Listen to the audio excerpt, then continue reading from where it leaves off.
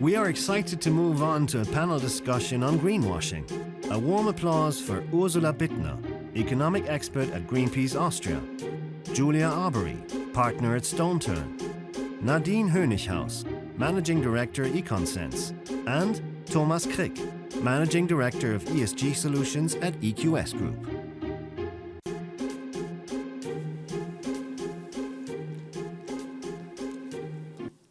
Dear viewers, the theme for this panel discussion is environmental, social, greenwashing. What is there to trust? But first, let me welcome my panelists. Welcome, everyone. If you could briefly say what you do and where your focus is, and so then we have a good introduction for the panel. Julia, Perfect. starting with you. Thank you, Tanya. My name's Julia Arbery. I'm a partner with StoneTurn.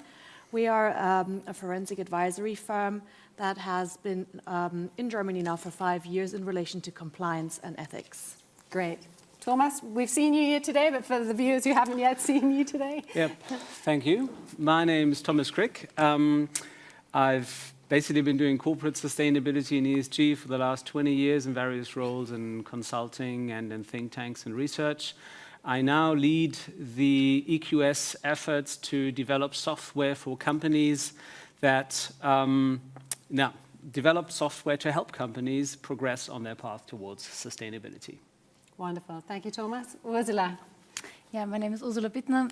I'm an an economic expert at Greenpeace Austria, Greenpeace Central and Eastern Europe, and I'm working in very different fields from compliance, civil society, biodiversity, climate, agriculture. And very different industries, no doubt, as well. Okay, Nadine, if you could quickly introduce yourself again. I know you've just given a wonderful presentation, but for those viewers who are joining us now for the benefit of the panel discussion. Yes, thank you so much, and I'm so sorry that I can't be with you in the studio. My name is Nadine Honighaus. I'm the Executive Director of a large company business network on sustainability in Germany called EconSense. We currently have 46 large member companies from all different kinds of sectors that interact and exchange in our networks to advance their sustainability practices. Great. Thank you, Nadine. So first, I'd like to take a look at what greenwashing is and then at ways to prevent greenwashing and how to hold companies accountable for this malpractice. As we already had a session today about greenwashing in the finance sector with Desiree Fixler, I'd like to focus this discussion on the real economy. So greenwashing, whether it's deliberate or unintentional, is overstating your product or company's sustainable attributes. It can take many forms. It can take the form of unsubstantiated claims on packaging, such as all natural, conscious, ethical, biodegradable, sustainable, more sustainable, and so on. And this is confusing for consumers like myself for various reasons. There doesn't seem to be a standardized definition of key terms globally. Certificates aren't transparent and make it difficult to directly compare products or services that are on the shelf, products that are on the shelf.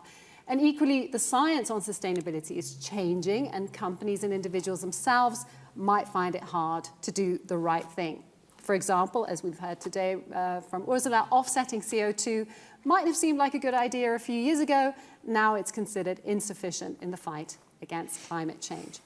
And in the worst case of greenwashing, companies that are in industries that are actually the main contributors to CO2 emissions, they use greenwashing as a deliberate technique to distract consumers from the fact that their business model and their activities actually do a lot of environmental damage or harm human rights. So here are some famous examples from various industries. And it's not just these industries that are involved in this, but here are some examples that have been most prominent in the press. So for example, for the automotive industry, Volkswagen cheating on emissions testing by fitting vehicles with a defect device. And I think they've learnt from that misconduct, but still, that was one of the most famous ones. Then fossil fuels. There's ongoing US congressional hearings investigating Chevron, Exxon, Shell, and BP for their role in driving climate change, while at the same time greenwashing and even gaslighting. In the aviation industry, Air France and KLM is currently being sued by environmental groups over an advertising campaign that they allege breaches European consumer law by misleading the public over how sustainable the flights are. And in the consumer goods industry, in 2018, Nestle, the world's largest food and beverage company, announced its ambition for its packaging to be 100% recyclable or reusable by 2025, without indeed a clear timeline and additional efforts to help facilitate recycling by consumers. And in brand audits across the globe conducted, Nestle is consistently identified as one of the top plastic polluters. Then in fashion, this year, the apparel and textile industry's leading alliance for sustainable production, the Sustainable Apparel Coalition, stopped using its product sustainability tool due to greenwashing criticisms from consumers and campaigners complaining about the methodology for life cycle assessment. That was called the Higg Material Sustainability Index, so actually from an association that should be doing better. And those are just a few examples. So enough from me. Thomas, let's have a look from the company's point of view. Why are they doing it? What do they have to benefit from greenwashing? Well, I think there are many potential reasons. And as a blanket statement, I don't think it's commonly particularly intentional that companies say or think, oh, we're just going to lie to consumers and customers. Instead, I believe it's often born out of a lack of understanding. Sustainability is a really complex concept, and we can define it fairly well on a general level. I mean, Attenborough had this nice recent definition of saying everything that you cannot do forever is not sustainable. That's nice on a very general level, but once we start asking whether a specific product, a service, or even an entire company, or even an entire supply chain and value chain is sustainable, we quickly find that it's not so clear-cut anymore. And maybe I can just illustrate that with a seemingly simple example. Take, for example, packaging. We had the Nestle example you mentioned. Should we package our product in plastics? Is that sustainable?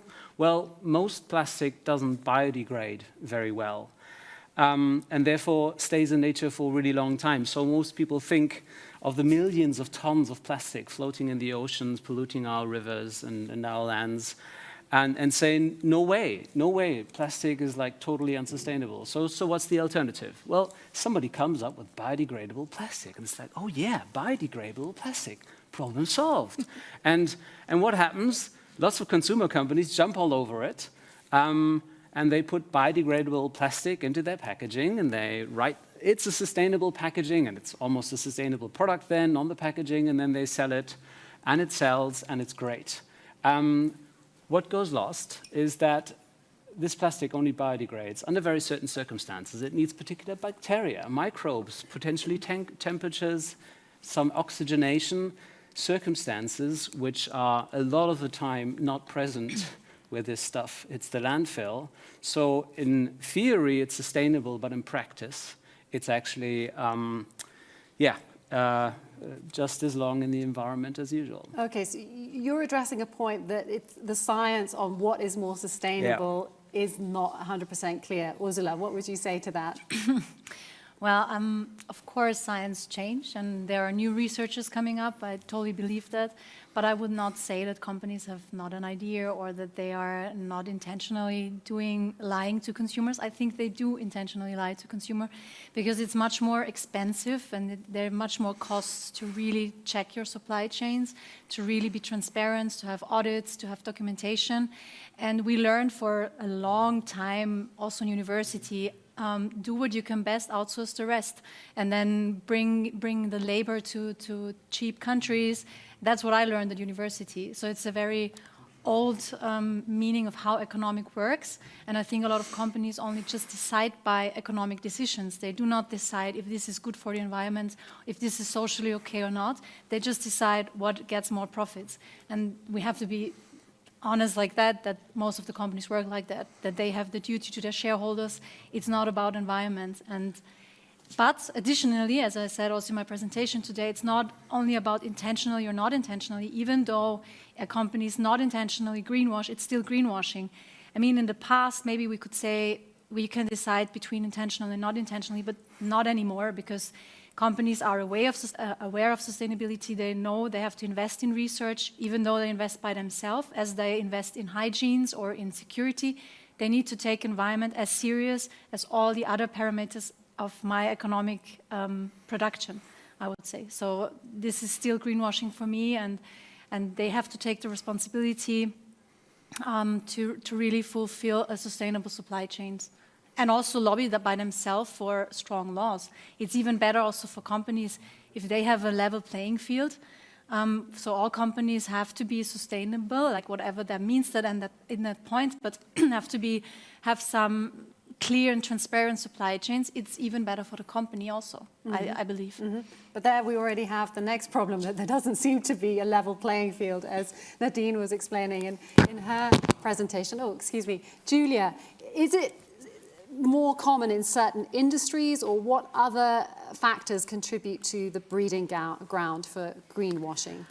Well, I think in your introduction you already outlined that we are seeing cases across the different industries. You have retail, you have oil and gas, you have automotive, aviation. So I don't think we can say it's one industry more than another, but more we have to go back to what is the definition? What is greenwashing? And we've seen it's a misrepresentation of facts.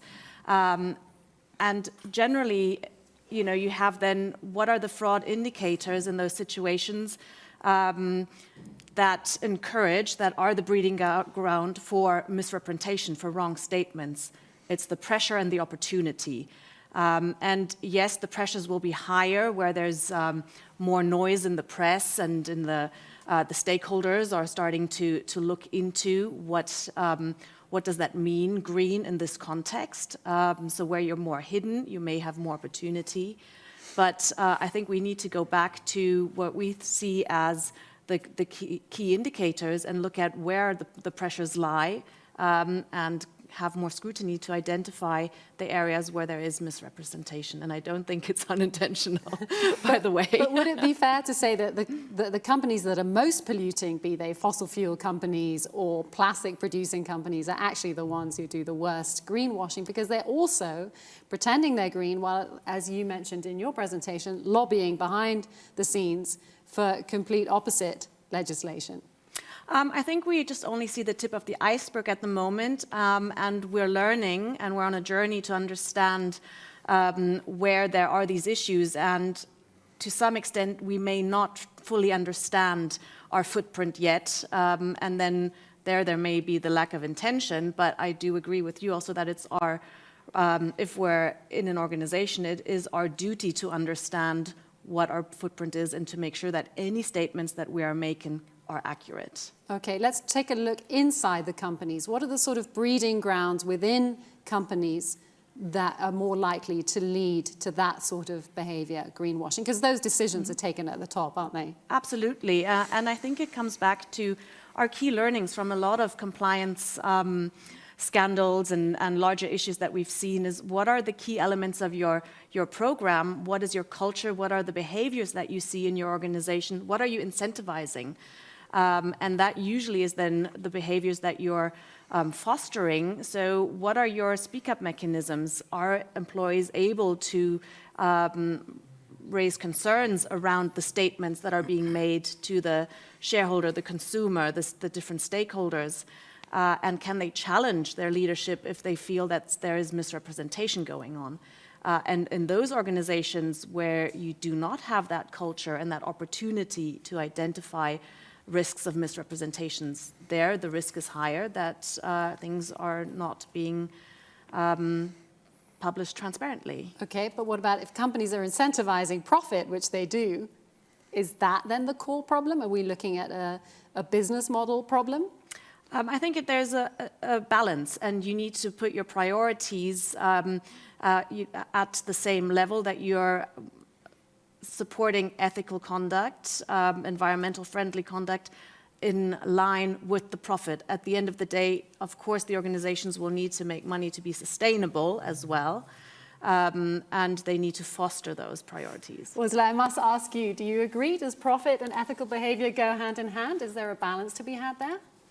That's a difficult question, I would say. I mean, at the moment, we're still working in this belief we need to grow, and I don't need to mention that we have not endless possibilities to grow on our planet, obviously. So we have to change more or less the industry, like coming back to like reuse, more services, more other business models, not like producing, throwing away. I mean, the question is also, a general question is, can a company which is a multi-corporation, like a big furniture company you all know, I guess, can companies like that be sustainable? I mean, this is like a cynical question maybe, but it's the basic question is like, can every company be sustainable? And I think that sustainability and environment and climate, that should be like on the top when managers make decisions.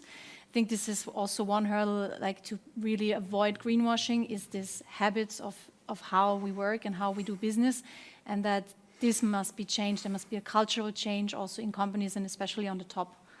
Okay. Nadine, I'd like to bring you into the discussion. So if you were to set up a company and you want to prove your ESG credentials, because you've been working hard at it and you're doing a good job, and of course you want to promote yourself, but not too much, how do you prove sustainability without greenwashing? So how can you separate green facts from greenwashing fiction? Well, I mean, I'm a bit puzzled by the discussion, I have to admit, because the tone brings me back to times where at least when I'm with businesses in dialogue, we're not there anymore. And the type of the way we discuss has been changed fundamentally with the UN SDGs in 2015, that really precisely said that business has to be part of the solution, is a part of the solution, and that acknowledges low carbon growth within planetary boundaries as something that is, as terms of growth that can enhance sustainability on a planetary level. And that's how we live the spirit of companies engaging on sustainability. I also do not like the view of companies being like somewhere on the side of society, which is not the case. There are people working in companies and they are as much cross-cutting cut of the society as others are. So if you think that within companies and the dialogue on sustainability is less intense than somewhere outside on the streets, I can tell you this is not the case. You do have grassroots movements, employees hold their employers accountable for what they're promising, and particularly on increasingly competitive labor markets, it is a huge issue that you really walk the talk as a company too.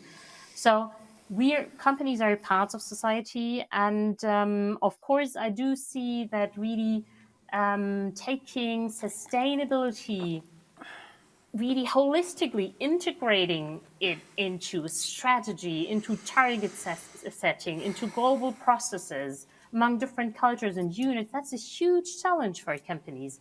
And thinking sustainability like from not only from the factory gate, but from cradle to grave, increasingly imposes a lot of questions on companies. There needs to be intelligence within these units that really thinks that it is a journey, it is understanding, it needs to have a backbone in governance. Desiree said that what is said from the top can be really trickled down into business units, that the top line messaging and strategy is really lived in the very tiniest units, from product development to recycling, or you name the whole cycle. What we see is that companies do not rely on what they can do as such anymore. I'm really happy that we have initiatives like the Science-Based Target Initiative, for example, that clearly helps companies to get on their 1.5 degree path. And it is exactly the help and the definitions the initiatives is giving to companies. They say, we really want to see you progressing on climate. And we see the companies, the majority of our members are on an SBTI track or have already science-based targets on climates, how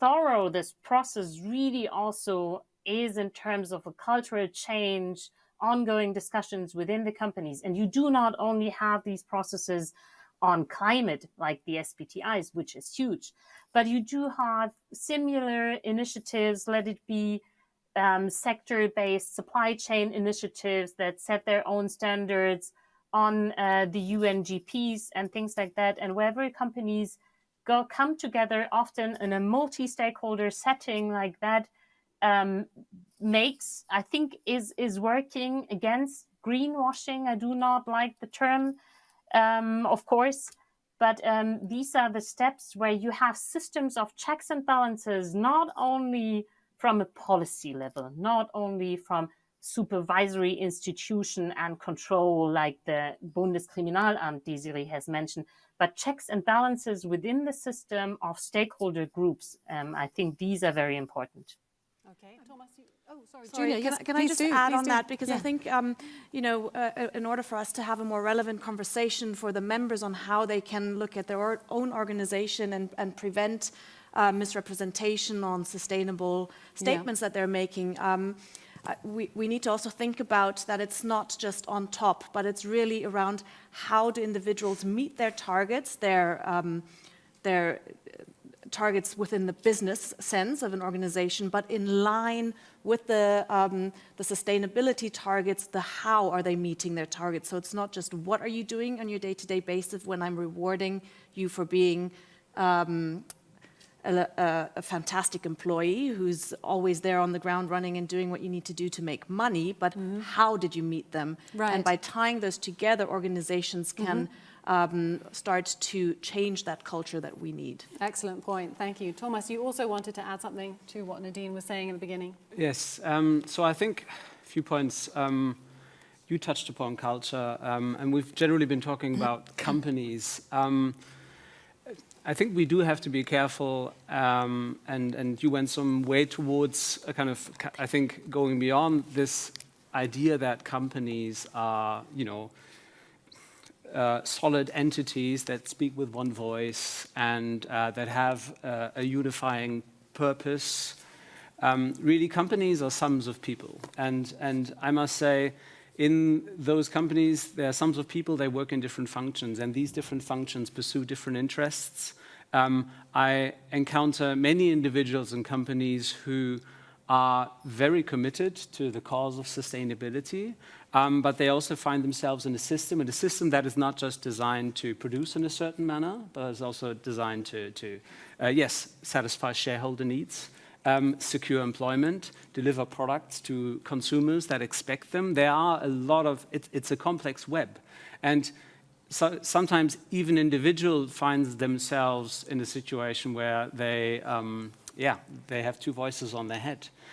And there is a big, which we haven't touched upon, also a question of the organizational allocation of sustainability. Desiree mentioned it earlier. I think one of the probably most common mistakes is that you have too much of a market-oriented view in this whole sustainability debate. Yes, we live in a fast-paced world. Profit is key. A new product comes to market. You want to sell it, of course. As I tried to illustrate earlier, sustainability is a complex subject, but consumer communication tends to be easy, and it's supposed to be easy. And that's a challenge, because suddenly we find ourselves with binary statements about sustainability that, they misrepresent a product, and I wouldn't call it intentional, but it is certainly reckless, and it is born out of a lack of understanding and out of a lack of effort to understand and out of a lack of respect for the seriousness of the matter. And if there's one thing, an enabler that I would see beyond kind of culture, targets, it's also just education. We need more people in companies understanding the basic concepts of sustainability, how you can kind of progress towards it, what you can say about it, what not. And that's a big lack, and I'm also seeing it, by the way, in the consumer space. Okay. Ursula, what's the biggest hurdle to ensuring organizations are held accountable for reliable sustainability reporting, marketing, advertising, and against greenwashing? What's the biggest hurdle? Well, also to add to that what was said, I think there is a big pressure for companies to do green, to be sustainable, because otherwise consumer maybe turn around and do not buy any products from them, making them maybe to communicate green even though they are not really green.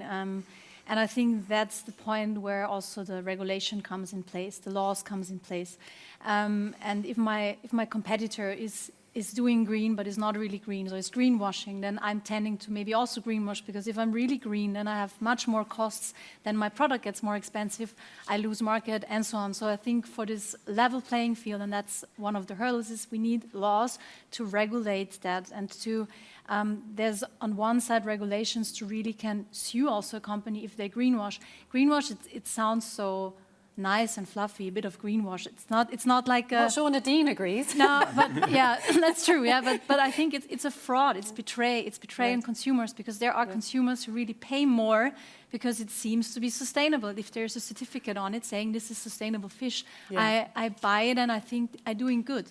But it's not good. Like all the fish certificates, it's not sustainable. If you should not eat fish, or if you eat fish, then eat it from your region. That's the way forward, and that's greenwash, but it's fraud and it's betray. And I think that's where legislation must come in, and saying if you cannot prove your claim, then you must be responsible, and not just remove the claim, but maybe also pay some penalties. It must be like a very strict thing that it's not possible anymore for companies to greenwash. And on the other hand, there must be laws like the FERC legislation I mentioned this morning, the Forest and Ecosystem Risk Commodities legislation, which hinders which forbids it to import at all products into the European market, which are causing deforestation or ecosystem destruction. There's the Sustainable Supply Chain Law. It was is in place in Germany. It's a bit weak, but maybe there's a way to improve this on a European level. So there are a lot of, the Green Claim Initiative on the European level is exactly that if you claim you're green, you need to prove it like after certain parameters. Yeah. Mm-hmm. Okay, so you're very much for legislation. I mean, as a consumer, I think certifications are not working, because we've seen that the sustainable fishing certificate is apparently not at all too sustainable. And so there is a lot of confusion. There's a lot of confusion for companies as to what really are sustainable practices. There's a lot of confusion for consumers. But you touched upon the topic of enforcement. Desiree said that's something that Europe really needs to learn, is to sock it to companies that are greenwashing. What can be done in the area of enforcement, Julia? I would agree with the statements that have been made earlier throughout the day, and also throughout our panel discussion, that companies need to be held accountable. And for one, it's about the confidence of the consumer, that they understand what they're actually paying for, that there's transparency. At the same time, if there's misrepresentation, fraud, misconduct, that they get penalized, that they pay. And at the moment, it feels like there's a lot of self-definition going on. There's a lot of organizations signing up to standards and then defining on their own on what they're going to be, how they're going to be interpreting these. So if there is legislation, and if it's then standardized across different jurisdictions, that will make it easier both for the companies to comply with them, but also for the consumer to understand what that label actually means. Mm-hmm. But Desiree was making the point that the fines need to be high enough for greenwashing not to be a risk that they can take into account. Is that the case in Europe, do you think? Well, I think, unfortunately, if we look at not just the environmental aspects of current media coverage, unfortunately, companies only tend to really take things seriously where they've seen severe enforcement that can hurt them in their practice and their operations. Of course, it would be nice if, just from an intrinsic intuition, organizations would do the right thing, but I think we're not there yet. So yes, I would agree that there needs to be also a little bit more scrutiny and accountability and fines to help from that regard. Nadine, what would you say? How can companies be held accountable for misrepresentation of their green initiatives and credentials? Well, I think what would be more important to me is, I think also in these terms of approaches, we need a culture where we listen more closely. Meaning, Thomas, he has described that. If I think of our members and if I have a company in mind that really has a great sustainability, human rights, and supply chain responsibility approach, to really explain how they do that, how they prioritize, how they do risk analysis, for example, it takes at least an hour, if not more, to really understand what the global concept is. And I often have the impression that it is complex to manage that in a global environment from the company side. And with many sustainability approaches, and sustainability professionals from all different kind of stakeholder groups would agree on that, is you never reach a state where everything is 100% perfect. I really want to see companies that are accelerating, that have ambitions, that are on their way.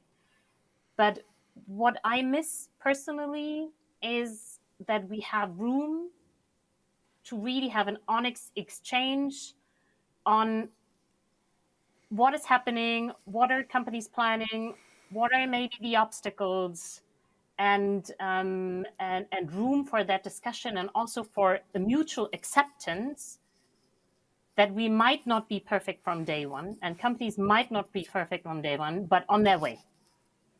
And I think that is a way forward. Otherwise, we will always be kind of locked in positions against each other in a way. Progression also, I mean, there are also people working in companies on all levels, also on top management. And what helps is, yes, of course, if really there's wrongdoing, then there should be frameworks where this can be flagged. But on the other hand, also incentives in terms of positive feedback for companies that are really doing great things. And that is at least, even if not more, motivating, I'd say. Okay, thank you, Nadine. I take your point. However, I would say with the fossil fuel companies, where their business model is 96% of their business is burning fossil fuels and therefore increased CO2 emissions, that doesn't really play out like you've explained. But for other industries, perhaps. Did you want to add something to that, Ursula? Very short, yeah. I do not really agree. I don't want to see companies on their way. I mean, we are in a climate crisis. We are in a biodiversity crisis. It's not new that we are in that crisis. And it's not new that companies trying to do good and trying to be sustainable. The Consumer Good Forum, where 400 companies are members, from Nestle to Mondelez to Rewe, they said 2010 they want to be deforestation free in 2020. They did not reach their goal. I don't want to talk about step by step and slowly transformation. It must happen now, and they must change their core business, and they must, be more active. And these transformative changes or reformative changes, step by step, this time is over. Yeah. It's over. Yeah. It's over that we do voluntarily some nice sustainable initiatives. There must be hard regulations. There must be the duty for companies to take the responsibility. Finally, I mean, about CSR, we talk about the 2000ers. Like in the European Union, the first directives or regulations come up like 22 years ago, and we're still talking about step by step. No, it's not step by step anymore. Yeah, time is over. Underpin that point, the UN emissions gap report that came out at the end of last year says we're on track for 4%, was it? I think. Even I read like 4 degrees warming by the end of the century. Yes. So it's 16% more CO2 emission until 2030. Yeah. So we're not on track. Yeah, okay. Absolutely not. Thomas, did you want to add something to that? I can only, agree. No, we're not on track, and I'm also not an opponent of regulation at all. I mean, I've been doing this for 20 years, and I've seen more movement over the last 2.5, 3 years than I have in the previous 17. So I'm glad this is happening. I do think there's a big potential enforcement gap, and I really hope that that gets plugged. I would rather have, and I'm with Desiree Fixler there, I'd rather have more enforcement and less complicated regulation and more kind of skilled enforcement of people who actually know what they're looking for and what they want to encourage. In the meantime, I do hope that the NGOs of this world kind of, John Elkington once called it the immune system of the planet that evolved when globalization kicked in, companies became more powerful, and then suddenly all these international NGOs popped up and started kicking corporates in their butts. And I do think that remains a really important part. And I do also think it's natural that there's friction between these two. I do think it's super important that we really hold companies to high standards.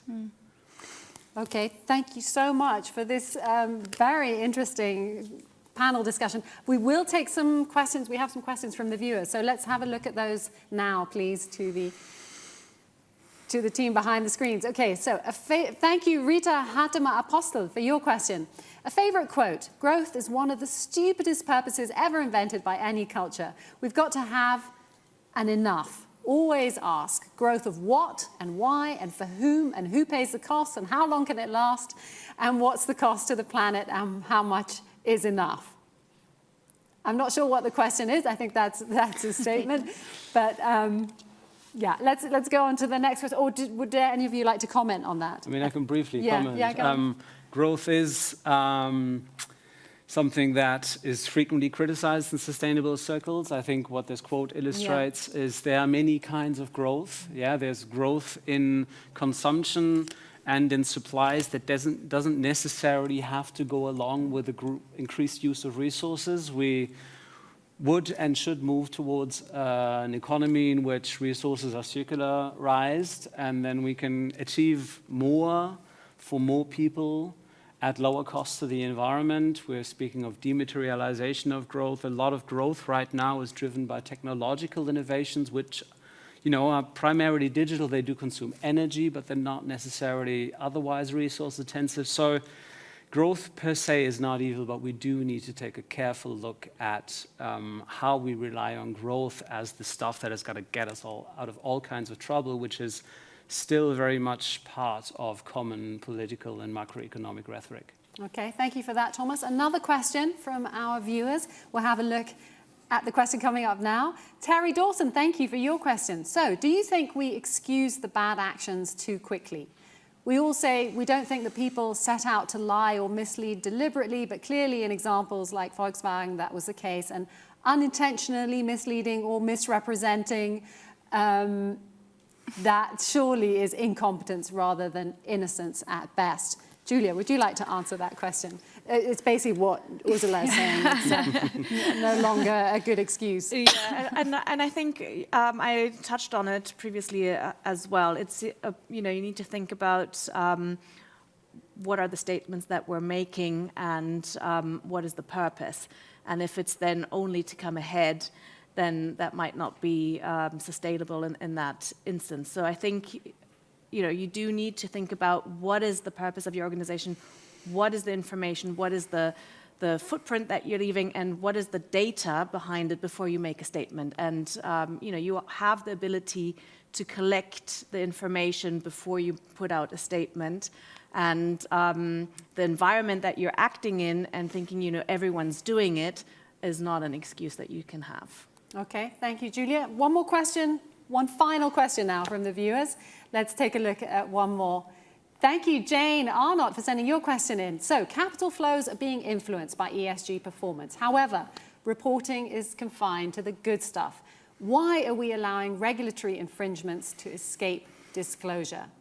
Ethical investment funds rely on the media for a controversy rating rather than expecting disclosure of regulatory infringements. So that's basically saying we've got the media and investigative reporters as one of the tools, but why are we relying on that? Nadine, would you like to answer that?